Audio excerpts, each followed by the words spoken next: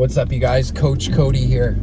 I'm going for my first workout on Superdrol. So I just took 5 milligrams. Be interesting to see if that does anything. I'm sure it will. But each tablet is 5 milligrams. So I've heard the usual dose for Superdrol is 10, but I might as well kind of ease into it with 5. So I'm really interested to see what the results will be of this first workout, if it's noticeable. I know with Anadrol, it's noticeable on the first workout, because if you take a 25 milligram Anadrol pill, you will feel it the first day. I'm not saying you have lots of energy or anything, you just feel the aggressiveness, right? So I'm assuming Superdrol will do the same thing. I took my dose of testosterone today, so I took a mil of Sustanon 250, which is just basically a blend. But this Sustanon 250, I think, is better quality than the Test E. That's 250 milligrams as well. So I think I'm going to get a little more out of this Sustanon tonight. But the way that these compounds normally work is it takes a couple days. So I figured I would start at 5 milligrams and make my way up to 10 over this next week. But, another thing I was thinking, kind of not really related, but it's like when it comes to creating content, I've been kind of thinking about this for a while, but a lot of people struggle to post content because they care about what people think about them. Not just like random people and friends and strangers, but their loved ones too. It takes a lot of sacrifice to build a presence on social media in the world today. It's not like you can just talk about therapy all the time and you're gonna grow. It's gonna take years at that point. So I'm trying to grow a following fast so I can help as many people as possible. And I have a really unique story, right? From the streets, addicted with nothing, 150 pounds, to where I am today. That's huge. And I need to share that with the world. And if I cared what people and my loved ones thought about me, I would get nowhere, because no one wants to hear fluff. People want to hear the truth, and people want to hear the raw stuff like they deserve to hear, right? There's so many people online who are completely fake, and how long is that going to last? People can sense your honesty, your realness. If you're being fake, like, they can sense that. This stuff's not easy. And this stuff, creating content and trying to grow with a plan, it takes a lot of sacrifice, and it's not for the faint of heart. I have hateful messages sent to me every day. Like, it's not for people who don't have thick skin, but you can ease into it. Like, you can just go a little bit harder and you can start growing some thick skin. And there's things in your life that can be affected by the content that you make, right?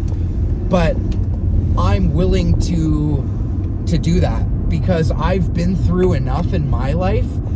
There was no one there for me when I was suffering and when I was struggling on the streets. No one. I had no one, right? And I'm not going to forget that. I'm not going to just think like, oh, I have a couple people who care about me now, so I better hold myself back. No, I want to provide the best life possible to the people who love me and the people I love. And that ain't going to be easy. That ain't going to be nice and sweet. There's nothing sweet and nice about it.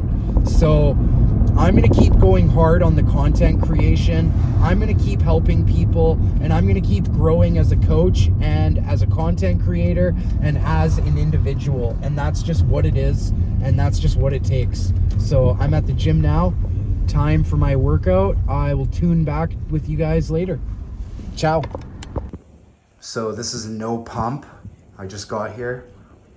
Definitely bulking up a bit already. So yeah, the Superdrol is going to be sick.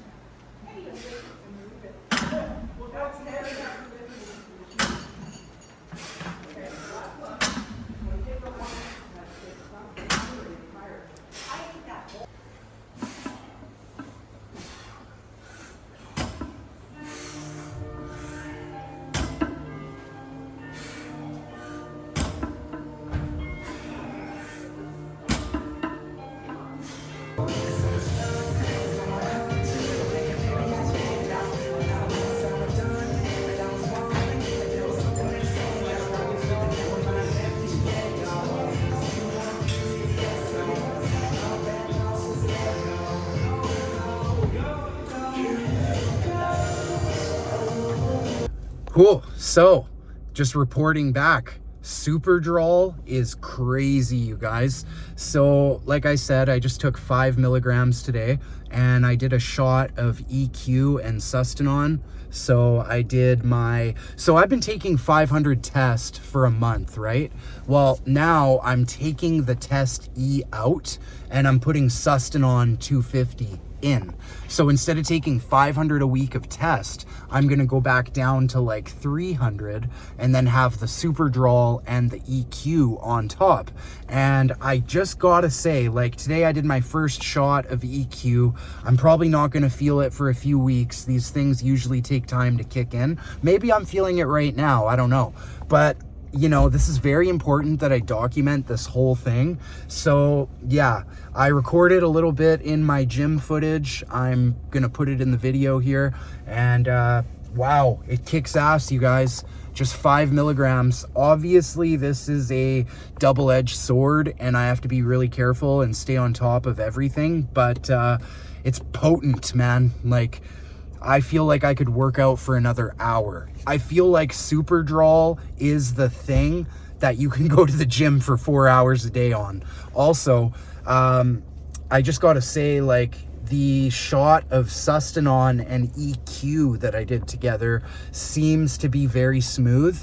I have no post-injection pain. I also use the massage gun after the injection, but already I like injecting Sustanon more than the test E that I was doing. Now it's the same lab, like the same lab made the test E that I've been taking and the Sustanon I'm taking, but the EQ is a different lab entirely. I've never heard of the lab, so it's called like Aqua Labs, I think. It's different, but there's 300 milligrams of EQ in 1 mil, right?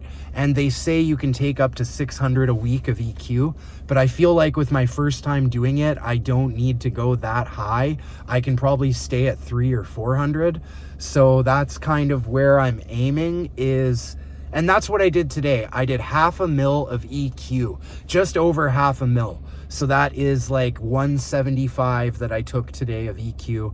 And then I took my 250 Sustanon. I took a full mil, and then 5 Superdrol. So yeah, just wanted to report back to you guys. It's great. Yeah, so I wasn't planning on making another video to talk about this, but my workout was so great. I just wanted to talk about it a little bit more and make this into a cool video tonight. So I've been really struggling about, like, what should I talk about on YouTube? And then I realized everything. And I think I watched a video the other day that said the best thing you can put on YouTube in 2026 is make like a documentary. And I thought about it when I was a kid. You know what I used to really like watching was the original, like, first few seasons of The Ultimate Fighter on Spike TV. Because you kind of got to take a look in the lives of each fighter, right? I remember seeing, I think it was Tito Ortiz, his fight camp, and like everything he would do preparing for a fight, and that inspired me like crazy. So like a little documentary kind of thing to show a cycle, right? Because I was on YouTube the other night and I was getting kind of jealous. There's this guy I feel like I kind of came up with on Instagram, like me and him. I think he started like 6 months before me, honestly, which in the grand scheme of things is a long time. You learn a lot in your first 6 months of posting on Instagram, like consistently. So he knew way more than me when I started, but I felt like we kind of started together. And I watched one of his YouTube videos, and this guy is really good at editing. Like his edits are sick. They're like Greg Doucette's, right? And this guy's channel is kind of like more plates, more dates mixed with Greg Doucette. He talks about gear, and I'm like, how can I compete with that? And then I realized it's not really about competing. It's not really about trying to make videos like this guy and talk about, even though like I want to talk about the same things. So how could I talk about gear and what I want to talk about and make it cool and unique to me? And I realized I can document my entire new cycle that I'm starting. So that's kind of where I'm at with it. And I'm just going to the store right now. The energy I feel right now is crazy after that workout. It's really hard to explain, but it feels cleaner than Anadrol. I know Superdrol is really toxic too, but what I did for a workout tonight is I started with clean and press, and I started with a 25-pound plate on each side. Then I added 10, so 35 a side. Then I did a 45 a side. So I did 4 sets, 5 reps each one. Then I did deadlifts. I think I did 3 plates on the deadlift. Then I did incline bench press. 4 sets, 8 reps. 2 plates, not 2 plates, I think a plate and a quarter. Then I went a plate and a 35. And then after that, I did hip thrusts. Then I did shrugs. Then I did leg raises and a couple sets of abs. So I was training a client in person while I was working out. And I think I did a pretty good job. So I was talking to this guy too. And he was saying he's in a deficit right now. He looks good. Like he's put on some size, but he's trying to get rid of that bottom layer of fat. So I did a few ab exercises just so he could kind of see what's up. And basically to get rid of that bottom layer, you might not get rid of it in your calorie deficit. You might need to go into a bulking phase again. Like that ab fat might not all disappear on your cut. And here's the thing. If you stay in a calorie deficit for too long, you're gonna start burning muscle away. And he realizes that. He's smart. So what I recommended he do is maybe give it another week, because he wants to stay in the deficit for maybe another week. So he could do that. And if he doesn't get the results by then, maybe go back into a surplus, build some more muscle, because muscle is gonna burn fat faster than anything else, like faster than cardio, you get in that calorie deficit, you can't build any more muscle. So maybe he needs to go in a bit of a surplus for a little bit to build a little bit more ab muscles, right? Hear me out. Yeah, he's gonna build a little bit of fat too, but that ab muscle he's building is going to take care of a lot of the fat. And if he eats right and does his cardio right in a surplus, the next time he goes into a cutting phase, he's going to have those abs that he's looking for. So, you can't always expect to get what you want on the first go around, right? There's something to be said about that. So yeah, that's all I really wanted to say. I'm just in the grocery store, and I'm gonna go back out to the car and finish off what I'm saying here. Just leaving the store now. Everyone was looking at me like I'm a crazy person, talking to myself. into my phone with my loud voice. But before I started TRT, I had a very soft voice. I was very soft spoken. I was a pushover.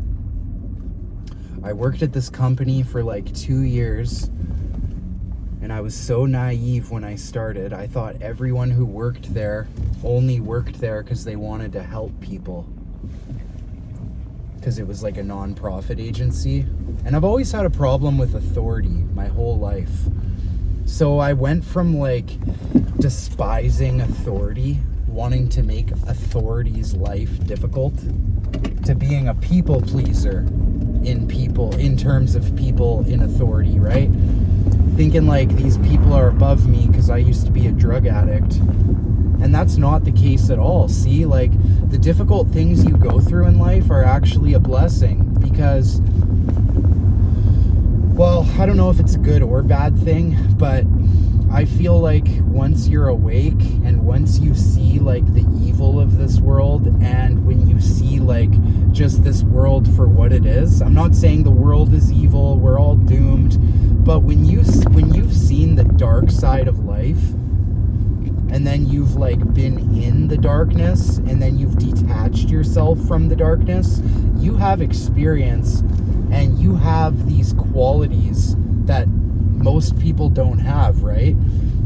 And I honestly, sometimes I feel like I wish I could be ignorant, and I'm like, why do things have to be this way? But that thinking doesn't do anything good for you. And what I've learned is to try to look at the beautiful things. And you know what? Like, as a person who has trauma, right? Not trying to make myself sound like a victim. It's just a fact. Sometimes I wake up in the morning and I feel like I'm going to be in trouble. Like, and certain things amplify that, like weed. For some reason, weed really amplifies my paranoia and my negative self-talk and my negative like view of myself. But I've gone through these phases in life where I'm so addicted to weed that even though every time I smoke, I become paranoid and I hate myself and I think negatively, and it basically makes me weak, it's still like I'm addicted to it because it's kind of fun. Because I've realized it's because I'm so used to chaos, and I'm so used to being in trouble and waiting to get in trouble. I've done that so much in my life that that's kind of like a default setting. And what I'm starting to realize, slowly but surely, default settings can change. We all have default settings within ourselves, just like a computer, because the mind is just like a computer system in a lot of ways. The mind is so powerful. I honestly think that like back in the day, humans had evolved to a point where they could do like levitation and telepathy and maybe move things with their thoughts, right? I think the mind is that powerful, and I think we could do that stuff today. Maybe we could fly, we could levitate, but we have to train our mind. I mean, it would obviously take a lot and to undo a lot of damage, but nevertheless, I think the mind is an extremely powerful tool. And if you can like switch your settings around to make your trauma and make your thoughts work for you, you have an incredible power and opportunity that most people do not have, right? So I think there's something to be said about that. I just saw blue lights and I got scared. My trauma kicked in. I thought it was red and blue lights. Funny how that works. That's another thing too. When I get pulled over now, I go into like fight or flight mode where I'm like, oh crap, I'm going to jail. They're gonna lock me up. Even though I haven't committed a crime in God knows how long. It's trauma, right? Like, I hate to say it, but trauma affects us. Trauma is real. And yeah, you can make your trauma better, but you're always going to have it. So you just got to learn to make it work for you. You have to learn to be strong. You have to learn to like be stoic and stand firm in your trauma, and learn to like use your trauma as a tool, right? When you've been through a lot of crap, you're really smart, you're intelligent, you can read people, you can read energy in the room. I've talked about this a lot because a lot of us have had to read energy in order to survive and to be safe, right? So imagine if you could use that in like business, right? Maybe you're pitching a sale to someone. Maybe you're waiting for something. Who knows, right? I can't really think of anything off the top of my head, but it's possible, is what I'm saying. Everything that we think is bad could actually be good. Everything that we think is good, a lot of it is bad. So I'll leave it at that. Everything's a paradox. Life is truly a paradox. Day 1 of Superdrawal is very beautiful. It's a beautiful day. Life is very beautiful. I'm gonna go make some ground beef. Maybe do a TikTok live. Thanks for watching. Have a good night.